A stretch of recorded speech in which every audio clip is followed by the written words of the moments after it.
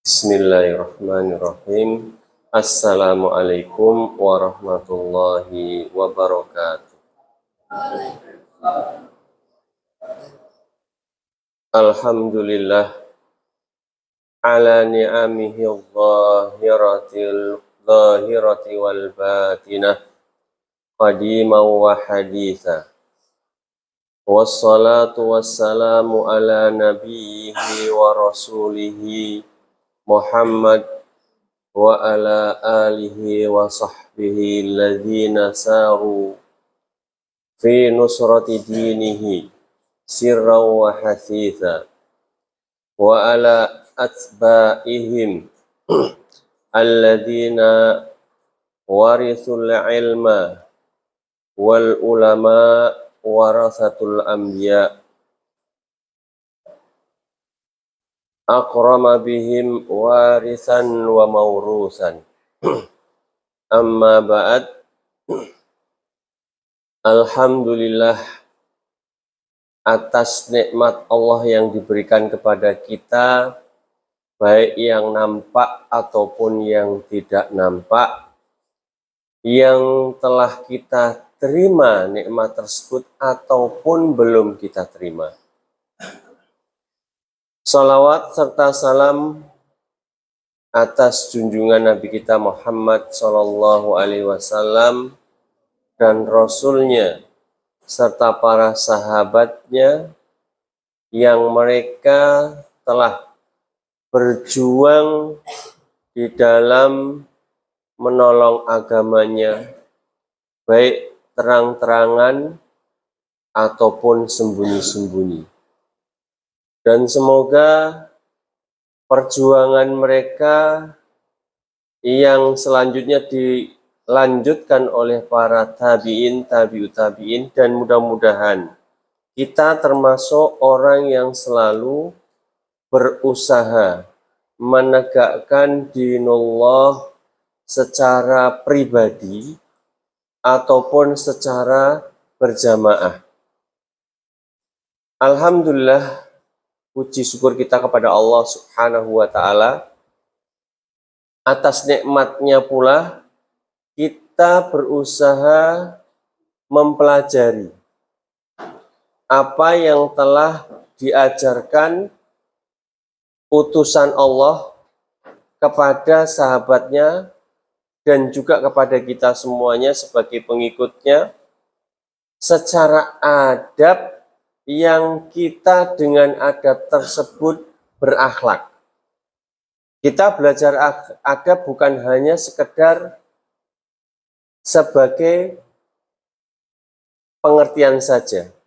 Akan tetapi kita belajar adab ini untuk agar supaya kita bisa mengamalkan.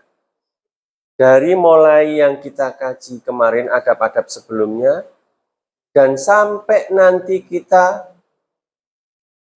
akhir daripada hadis yang mengajarkan kepada kita adab-adab yang mulia tersebut.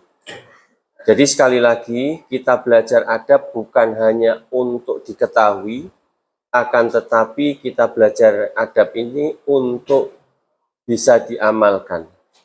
Kalau kita bisa mengamalkan adab-adab yang mulia yang diajarkan oleh baginda Rasulullah SAW, maka kita menjadi orang yang mulia di sisi Allah Subhanahu wa Ta'ala, dikasihi oleh Allah Subhanahu wa Ta'ala, serta para malaikat mendoakan kita semuanya.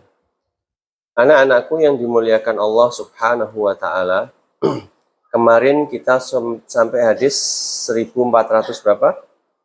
1441 sudah.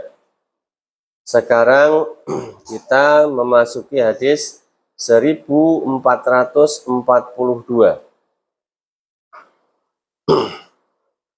Coba diperhatikan hadisnya. An ibni Umar radhiyallahu ta'ala anhuma. Saya ulangi, an ibni Umar radhiyallahu ta'ala anhuma qala Qala Rasulullah sallallahu alaihi wasallam, la yuqimur rajulu rajula. La yuqimur rajulu rajula min majlisihi thumma yajlisu fihi. Thumma yajlisu fihi. Walakin tafassahu wa tawassa'u, muttafaqun alaih. Sekali lagi Ustaz bacakan hadisnya. An Ibni Umar radhiyallahu ta'ala anhuma qala qala Rasulullah sallallahu alaihi wasallam, la yuqimur rajulu rajula min majlisihi summa yajlisu fihi, walakin tafassahu wa tawassa'u, muttafaqun alaih. Dari Ibnu Umar, semoga Allah meridhoi keduanya. Kalau kita sering ketemu hadis an Ibnu Umar, artinya Abdullah bin Umar. Abdullah bin Umar, Abdullah adalah anaknya Umar. Umar yang dimaksud adalah Umar bin Khattab radhiyallahu ta'ala anhu. Berkata Abdullah bin Umar, qala Rasulullah sallallahu alaihi wasallam, bersabda Rasul sallallahu alaihi wasallam, la yuqimur rajulu rajula min majlisihi. Tidak boleh membangunkan seseorang lainnya dari tempat duduknya atau majelisnya. Tidak boleh seseorang membangunkan seseorang yang lainnya dari majelisnya, summa kemudian yajlisu fihi, orang tersebut duduk di tempat orang yang dibangunkan tadi. Walakin, akan tetapi, tafassahu wa tawassa'u, akan tetapi hendaknya kalian tafassahu, merenggang, ya, merenggang, wa tawassa'u, dan meluas, sehingga orang yang duduk di situ, ya, dan orang yang baru datang bisa semuanya duduk. Jangan kalian membangunkan orangnya suruh pergi, kamu duduk di situ, itu tidak boleh. Maksud dari hadis tersebut, kalian membangunkan orang lain suruh pergi, kalian duduk di situ. Paham? Adab yang demikian atau adab majelis yang demikian ini harus kita perhatikan. Karena apa? Di situ ada suatu hal yang hal tersebut bisa menyebabkan orang lain sakit. Bukan sakit apa, tapi sakit hatinya. Kenapa orang tersebut membangunkan saya untuk pergi dan dia duduk di situ? Ini suatu adab. Adab seseorang kepada yang lainnya. Kalau seandainya kalian mau duduk di situ, maka memohon kepada orang yang sudah duduk di sana agar melebar dan meluas sehingga bisa sama-sama duduk di situ. Paham ya? Ini diantaranya menjaga perasaan orang lain. Di samping kita tidak boleh membangunkan orang untuk kita duduk di situ, juga yang kedua menjaga perasaan saudara kita yang duduk di situ. Kalau kita perintahkan untuk pergi dan tidak duduk di situ. Ini yang kedua. Yang pertama, yang pelajaran yang bisa diambil, jadi tidak boleh seseorang ya membangunkan saudaranya untuk pindah sedangkan dia duduk di tempat tersebut. Ini yang pertama faedahnya.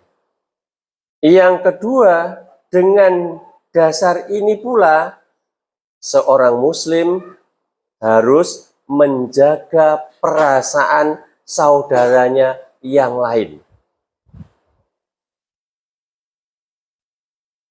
Kembali kepada kita.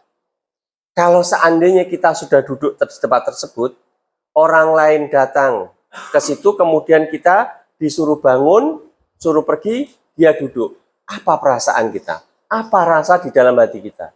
Dongkol atau jengkel? Kedua-duanya. Ya, dongkol dan jengkel. Maka solusinya apa? Ya, solusinya tafassahu wa tawassau. Kalian melebar, ya, dan melebar dan meluas sehingga kalian bisa duduk bersama dengannya dan dia tidak tersinggung. Orang yang duduk itu tidak tersinggung. Anak-anakku yang dimuliakan Allah Subhanahu wa taala, ini merupakan adab majelis yang baik. Ya, apalagi tatkala kita sama-sama tholabul ilmi mendengarkan atau mengkaji suatu ilmu, maka hadis ini harus kita praktekkan. Kita harus realisasikan agar supaya dalam hidup kita itu selain kita memperhatikan diri kita sendiri, juga memperhatikan saudara atau perasaan saudara kita yang lainnya. Bisa dimengerti semuanya? Ini hadis sangat penting, sangat berguna bagi kita tatkala kita duduk di suatu majelis. Baik majelis tersebut majelis tholabul ilmi atau majelis apa saja. Yang jelas bukan majelis maksiat kepada Allah Subhanahu wa taala. Hadis tersebut atau hadis ini dikeluarkan oleh Imam Bukhari dan Imam Muslim. Selain daripada itu juga dikeluarkan dari sepakat antara Imam Bukhari dan Imam Muslim, baik riwayatnya, rawi-rawinya antara Imam Bukhari dan Imam Muslim sama. Begitu juga matan. Jadi kalau kita bicara hadis, berarti kita bicara matan ataupun inti daripada hadis. Inti daripada hadis malam kali ini, hadis yang pertama, hadis yang ke-1442, itu matannya hadisnya, la yuqimur rajula min majlisihi summa yajlisu fihi. Walakin tafassahu wa tawassau. Ini matan hadis namanya. Adapun rawi yang meriwayatkan hadis-hadis tersebut, misalnya an Abdullah bin Umar, an siapa sampai nanti matan hadis itu yang dinamakan ruwatul hadis. Dan ini akan tahu hadis ini sahih atau hadis ini dhaif atau hadis ini hasan. Ini yang berkaitan dengan ulumul hadis. Jadi kalau kalian pengen tahu derajat hadis tersebut, maka kalian harus belajar atau yang berkaitan dengan ilmu hadis. Terus kemudian hadis yang selanjutnya yang juga merupakan adab kita sebagai seorang muslim yang harus sama-sama kita perhatikan.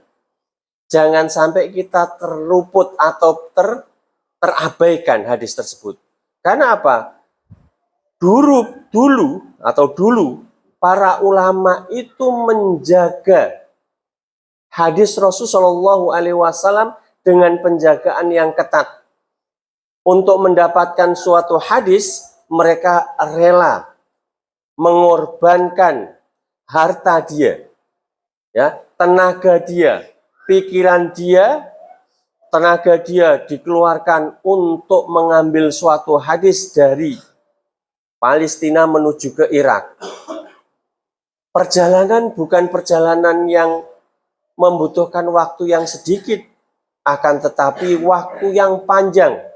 Bukan hanya waktu yang panjang, akan tetapi kelelahan dan kepayahan mereka dalam mendapatkan suatu riwayat hadis, ya, mereka menempuh jalan dengan merasakan teriknya panas. Kita rasakan tadi siang panas nggak? Panas kan? Menurut kalian itu panas sekali. Coba kita bayangkan, kalau kita berada di suatu tempat yang gersang. Kalau kita bayangkan Palestina, ya, kemudian ke Irak, perjalanan zaman dulu belum ada pesawat, belum ada bus, belum ada sepeda motor.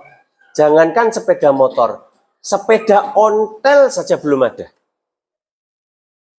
Untuk mendapatkan suatu hadis, yang mana hadis tersebut terdapat di Irak, perjalanan dari Palestina ke Irak, tidak hanya membutuhkan 1 malam ataupun 1 hari, berbulan-bulan. Maka para ulama sudah mengumpulkan hadis tersebut, bahkan dikumpulkan per bab untuk mempermudah kita mempelajari, ya, mengkaji ilmu yang telah mereka kumpulkan. Kita bersyukur kepada para ulama. Bagaimana rasa syukur kita kepada ulama tentang atau berkaitan dengan ilmu tersebut? Kita pelajari, kita berusaha, kita pahami, selanjutnya kita amalkan. Bukan sekedar diketahui saja, percuma kalau tidak berusaha untuk amalkan. Seperti halnya hadis tadi yang 1442, bagi kita hal yang penting adab dalam majelis. Tidak sembrono, tidak sembarangan. Yang pertama, ya, yang pertama ataupun soft pertama, mereka harus paham bagaimana soft yang pertama, kemudian yang kedua dan yang ketiga. Jangan sampai, ya, menjadikan orang lain karena sebab kita itu malah marah atau jengkel ataupun dongkol. Maka bagaimana adab kita duduk bermajelis? Kita telah sama-sama pelajari. Kemudian sekarang hadis yang 443, wa an ibni Abbas radhiyallahu taala anhuma qala Rasulullah sallallahu alaihi wasallam, idza akala ahadukum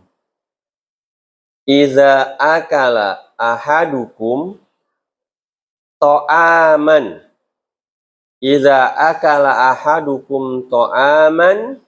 fala yamsah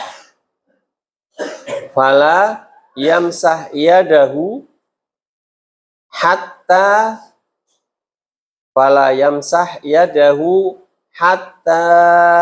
yal'aqaha au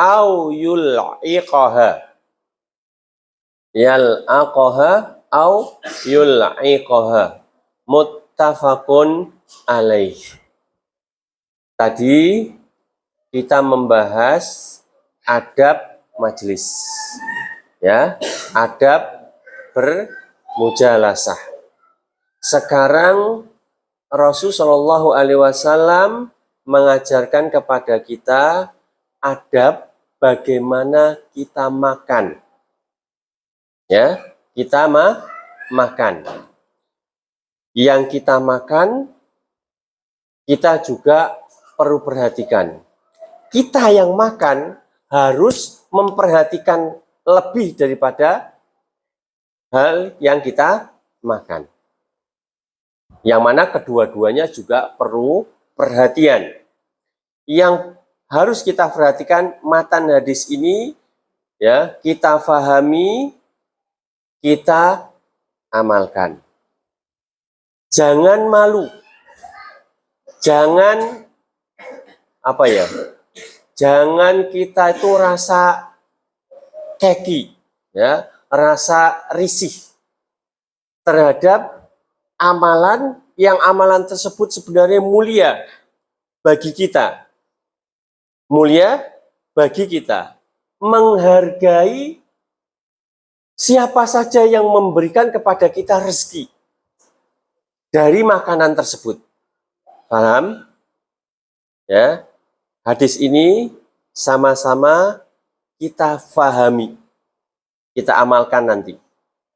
Kita berusaha di pondok ini untuk bisa mengamalkan hadis ini. Siap? Ya, tidak malu, tidak risih, ya. Betul? Tidak jeleh. Paham jeleh? Ya.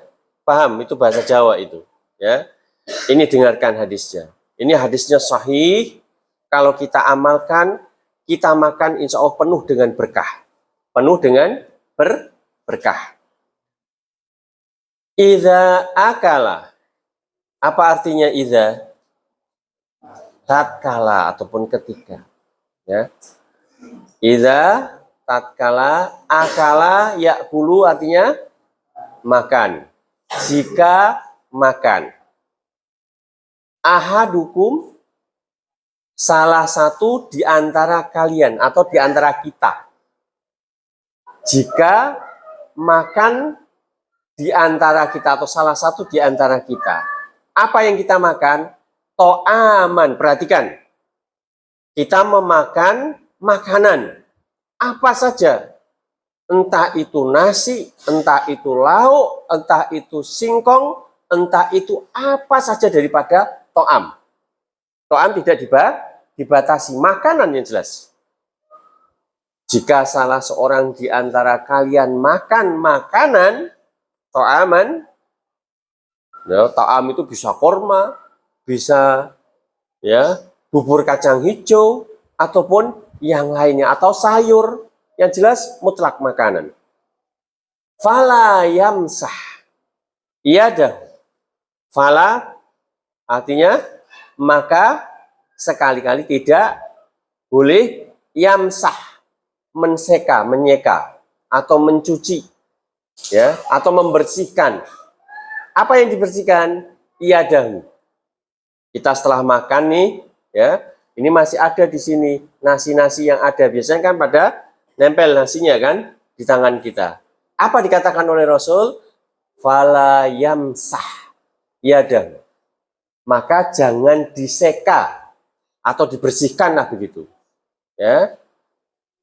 Hatta sampai yal'aqoha, mereka atau orang tersebut jilat. Kan di sini masih ada makanan tuh. Ya, kalau kita seka berarti makanan tersebut terbuang. Padahal kita tidak tahu makanan yang kita makan di mana berkahnya. Banyak orang makan, makannya banyak ini, ya, tapi badannya kurus, kering bahkan. Ya, makannya bergizi, tapi dia kurus kering, bukan masalah cacingan ya. Akan tetapi tidak ada barokah di situ. Karena tidak memperhatikan ya apa yang menjadi petunjuk Rasul kepada kita semuanya. Faham ini? Setelah ini jangan sampai kita makan banyak di situ makanan yang tidak termakan mubadzir. Kalau memang kita tidak mau makan atau sedang suntuk, ya, maka harus mempunyai perkiraan. Aku sekarang makannya nggak begitu mood. Sebiasanya 2 piring misalnya. Ada yang makan 2 piring? Ya, yang 3 piring? Ya. Bukan aib. Karena apa? Setiap kita itu mempunyai porsi perut masing-masing. Ada seseorang hanya makan setengah piring sudah kenyang. Setengah piring nih, orang lain bisa 3 piring, 2 piring, 1 piring penuh kan gitu. Dia setengah piring sudah kenyang, tapi badannya gemuk karena porsi dia.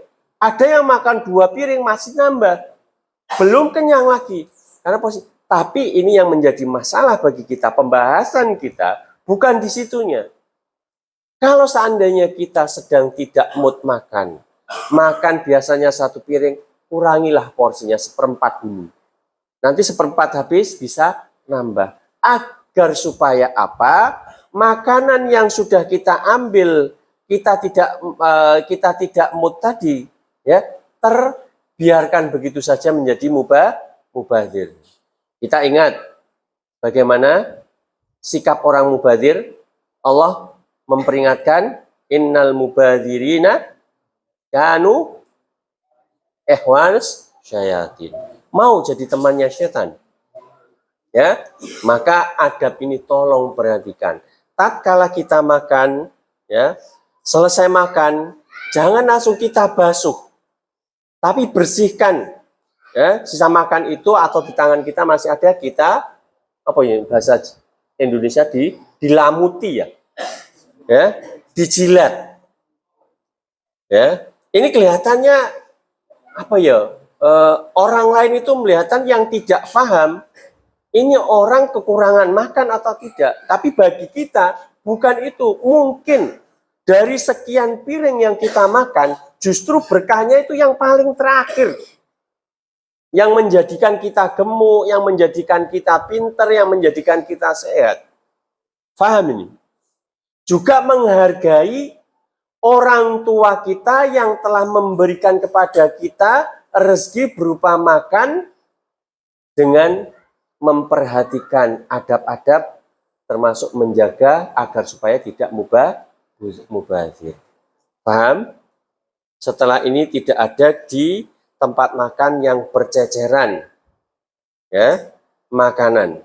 Hati-hati, itu merupakan perbuatan yang tidak baik, temannya setan. Paham ya? Makanya diukur tatkala kita mau makan. Kalau lagi sedang enak, makan porsinya dibanyaki. Tapi kalau istilah nggak mood, kurangi. Mungkin teman kita yang butuh makanan tersebut bisa makan lebih. Yang kita tidak menginginkan, maka dikasihkan saudara kita. Ojo jelehan. Ya, ini baru suatu adab. Suruh menjilat diri sendiri. Makanan di tangan kita jilat diri sendiri. Kira-kira bisa mempraktekkan? Ayo. Setelah kita paham, apa ilmu dikatakan ilmu jika diapakan? Diamalkan. Ya, bukan sekedar pengertian, pengetahuan, ya. Banyak orang yang ngerti, banyak pengalamannya, akan tetapi tidak merupakan ilmu bagi dia kalau tidak diamalkan. Mengamalkan pertama adab majelis, sekarang adab makan. Agar supaya makanan kita penuh dengan berkah. Yang kita makan, ya, menjadikan makanan yang kita makan yaitu ilmu, ya, menjadikan kita sehat, menjadikan kita manfaat kepada orang lain. Hatta yal'aqoha au yul'iqoh, sehingga dia jilati atau dijilatkan kepada orang lain. Nah, ini yang menjadi masalah ini. Ya, nek jilati dhewe ra apa-apa. Ya, nek jilatkan temenan kita, kira-kira piye rasanya? Ya, sing jelehan ini, sing biasa jelehan ini. Ya. Tapi kita tidak memungkiri kalau seandainya jelek, ya minimal kita praktekkan, kita jilati diri sendiri. Paham? Mengerti ya? Anak-anakku mengerti semuanya? Jadi usahakan. Hadis satu ini kalau kita praktekkan, satu pesantren penuh berkah. Ya, satu karung bisa untuk sekian makan. Kenapa keberkahan itu tidak ada? Karena kita sering memubazirkan makanan-makanan yang ada. Ya, kalau kita tidak memubazirkan makanan yang ada, maka kita insya Allah menjadi orang yang sehat, penuh dengan perhatian, ya, benar-benar melaksanakan atau mempraktekkan ilmu yang telah kita miliki. Muttafaqun alaih. Hadis ini seperti halnya hadis di atas diriwayatkan atau dikeluarkan oleh Imam Bukhari dan Imam Muslim dan sepakat secara rawi dan matannya sama antara Imam Bukhari dan Imam Muslim. Coba kita bayangkan sekarang, kita ngen-ngen aja selama ini berapa banyak makanan yang kita makan yang kemudian banyak yang kita sisakan.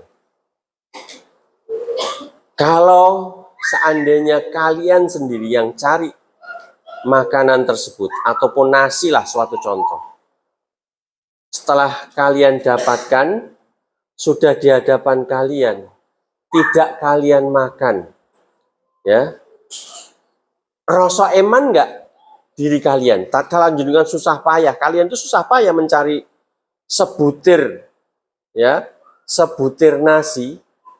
Kita jangan bayangkan kita mendapatkan nasi mendapatkan beras langsung satu karung.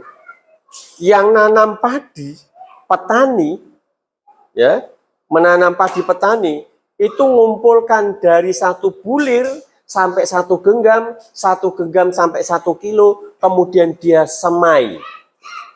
Kemudian mereka semai untuk menumbuhkan beras-beras bertonton, berjuta-juta sehingga kita makan. Sudah ada di hadapan kita, sudah bentuk nasi, satu bulir kita buang begitu saja sia-sia. Nek aku atau kita menjadi makanan, kok tega bener kamu tidak makan aku sedangkan aku sudah dihidangkan di hadapanmu. Ya tidak? Ya, maka sekali lagi janganlah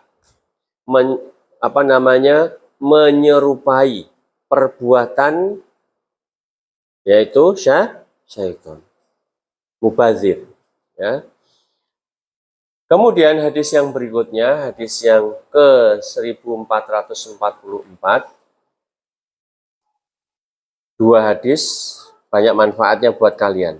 Tidak ada alasan kalian tidak tahu sekarang, ya, berusaha untuk dipraktekkan. An Abi Hurairah radhiyallahu taala anhu qala. Sekarang dari Abi Hurairah. An Abi Hurairah radhiyallahu anhu qala. Qala Rasulullah sallallahu alaihi wasallam liyusallimis saghiru. Asalnya liyusallim. Ustaz teruskan, liyusallimis saghiru alal kabiri. Liyusallimis saghiru alal kabiri wal maru alal qaidi wal qalilu alal kathiri. Muttafaqun alaih. Sebelum masuk ke pembahasan, Rasulullah Shallallahu Alaihi Wasallam telah mengajarkan kepada kita semuanya adab, bukan sekedar adab, tapi adab. Ya, kita telah belajar adab bagaimana di majelis. Ingat ya. Kemudian kita telah belajar juga adab tentang hubungan atau muamalah sesama kita. Yang muamalah tersebut bisa menjadikan muamalah tersebut kita menjadi saudara yang dekat. Tapi dengan muamalah tersebut juga kita menjadikan kita marahan. Tinggal pilih. Adab tersebut sudah kita pelajari. Sekarang hadis yang barusan kita baca itu mengajarkan kepada kita adab yang kalau kita amalkan adab tersebut menjadikan kita menjadi kasih atau saling mengasihi sesama kita. Saling mengasihi sesama kita. Kalimatnya ringan, kalimatnya enteng, tidak berat, tapi pengamalannya berat, bahkan sering lalai, bahkan sering lupa kita. Amalan tersebut tidak asing bagi kita. Ya, amalan tersebut tidak asing bagi kita, tetapi untuk mengamalkannya kadang-kadang setiap kita itu lalai untuk mengamalkannya, lali, bahkan sungkan. Apa sih sungkan? Lali dengan sungkan beda ya. Sungkan itu sebenarnya mau, tapi ada faktor X. Faktor X. Jadi salahkan X nih. Faktor X yang menyebabkan untuk mengamalkan hadis ini agak maju mundur, ragu. Kalau kita sebenarnya mau mengamalkannya dengan baik, niscaya amalan tersebut menjadikan kita sesama kita menjadi saudara yang erat, akrab, tidak ada suatu pun hal yang menjadikan hati kita itu benci kepada saudara kita. Perhatikan ini. Ya, liyusallimas saghiru alal kabiri. Ini menjaga. Hendaknya salam, paham salam? Siapa yang nggak tahu salam? Ya, cara bersalam tahu? Coba kalau tahu, saya pengen tahu salah satu di antara. Jangan takut. Jangan takut salah, ya. Jangan ragu, ya. Bagaimana kita mengucapkan salam? Contoh, nah, enggak apa-apa, salah nggak apa-apa. Ustadz nggak marah, ya. Mumpung di sini, gimana? Assalamualaikum. Sudah, nggak salah toh? Salah nggak? Kalau ketemu saudara mengucapkan assalamualaikum, nggak salah toh? Ada yang lain? Ya, cukup assalamualaikum.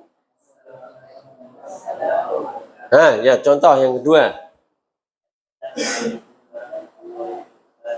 Assalamualaikum warahmatullahi wabarakatuh. Salah enggak? Enggak, lebih lengkap kan? Ya, kalau kita amalkan kalimat tersebut yang ringan, Assalamualaikum warahmatullahi wabarakatuh. Nek kesusu ya, tergesa-gesa, Assalamualaikum. Itu sudah cukup. Kalimat yang ringan ini, kalau kita amalkan menjadikan kita kasih dan sayang. Tidak ada permusuhan, tidak ada jengkelan, tidak ada dongkolan. Apa anjuran Rasul? Liyusallimis saghiru, hendaknya orang yang kecil, usianya di bawah, ya, mengucapkan salam. Liyusallimis saghiru, hendaknya orang yang kecil mengucapkan salam alal kabiri. Alal kabiri. Ini adab. Yang kecil mengucapkan salam kepada yang besar. Ya. Paham yang pertama? Ya, wal maru, orang yang jalan, ya, alal qaidi, ya, kepada orang yang duduk. Orang jalan mengucapkan salam yang duduk, bukannya yang duduk assalamualaikum, bukan, tapi yang jalan. Ini adab yang baik. Tapi juga boleh yang duduk mengucapkan salam, tapi adabnya harus yang jalan kepada orang yang duduk. Wal qalilu, dan kelompok kecil, ya, alal katsiri, ya, mengucapkan salam kepada yang lebih banyak. Paham? Salam, apa arti salam? Keselamatan. Tatkala kita mengucapkan Assalamualaikum, keselamatan atas kalian. Kalau kita sudah mengucapkan demikian, apakah orang yang mengucapkan salam akan mengganggu mereka? Yang kecil mau mengganggu yang besar? Dan mungkinkah yang besar tatkala diucapkan gitu mengganggu yang kecil? Adanya apa? Saling menghormati, saling menghargai, saling menyayangi, saling mengasihi. Adab Islam bagus nggak? Baik nggak? Mantap nggak? Ya, Ustadz nggak perlu atau mau tidak memandang kalian itu nilainya 10, nilainya 20, 30, tapi kalau tidak mengamalkan ajaran tersebut, nilai 10 percuma, 0 besar. Ustadz. Bagi Rasul, Allah dan Rasulnya tidak mempunyai nilai. Paham ini? Jadi adab salam tolong. Ya, kita di pondok ini latihan. Sesama kita harus mengucapkan salam. Itu pun dipraktekkan nanti tatkala kalian pulang bermasyarakat di masyarakat yang sifatnya homogen, macam-macam. Usaha kita sebagai orang yang nuntut ilmu mempraktekkannya. Sudah siap?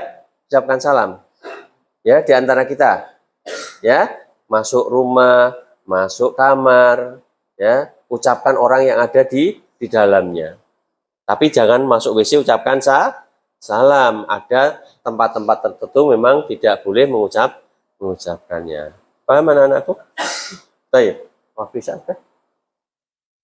masih. Hadis tersebut diriwayatkan oleh atau dikeluarkan oleh Imam Bukhari dan Imam Muslim. Wa fi riwayatil Muslim, dan di dalam riwayat Muslim yang lainnya, Bukhari Muslim meriwayatkan mutafakun alaih, sepakat antar. Tapi ada riwayat Muslim yang lainnya tambahan, warraqibu alal mashi. Warraqibu alal mashi. Ar-raqib apa raqib? Pengendara. Bisa numpak pit atau mengendari sepeda ontel, bisa sepeda motor, bisa mobil, ya. Nah, orang yang mengendarai, ya, kendaraan itu mengucapkan salam kepada orang yang berjalan. Ini dalam riwayat yang lain, di dalam riwayatnya Muslim. Paham anak-anakku semuanya? Saya mengharap mudah-mudahan ini merupakan ilmu, benar-benar ilmu, dan merupakan pencerahan untuk kita semuanya, untuk kita amalkan. Kelihatan sudah masuk isya, ya, mudah-mudahan bermanfaat. Perhatian, ini ilmu dari Allah dan Rasulnya. Mudah-mudahan kita bisa mengamalkan menjadi hidup kita berkah. Kita akhiri majelis kita dengan doa kafaratul majlis. Subhanakallahumma wa bihamdika asyhadu an la ilaha illa anta astaghfiruka wa atubu ilaik. Wassalamualaikum warahmatullahi wabarakatuh.